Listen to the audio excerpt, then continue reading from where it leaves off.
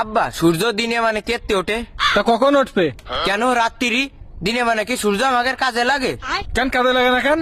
দিনে মানে তো এমনি আলো থাকে, রাত্রি তো আলো থাকে না, তাহলে রাত্রি উঠলে ভালো হয় না? আব্বা আর একটা কথা, আবার কি কথা? এই যে মানসি কয় আমার ইজ্জত চলে গেল, তা ইজ্জতটা চলে যায় কনে যায়?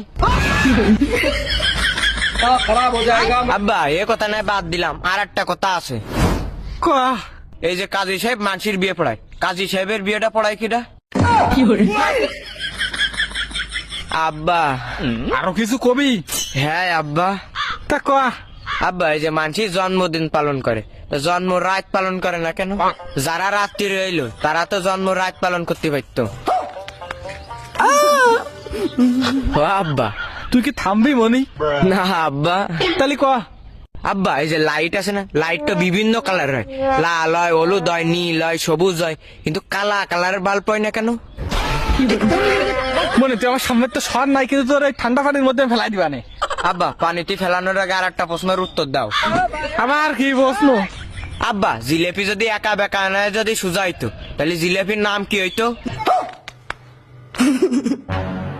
আর আব্বা এই যে শিয়াল মুরগি ধরে, এই মুরগি এই যে আমরা রাইন্দে খাই, তা শিয়াল কাঁচা খাই কেন?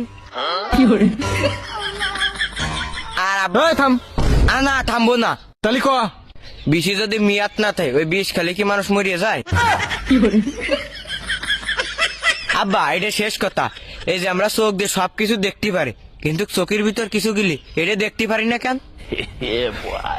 কিন্তু গিলি না আব্বা যাবো না, আর একটা কথা কব। শুয়ারের বাচ্চা, আবার তুই আর কি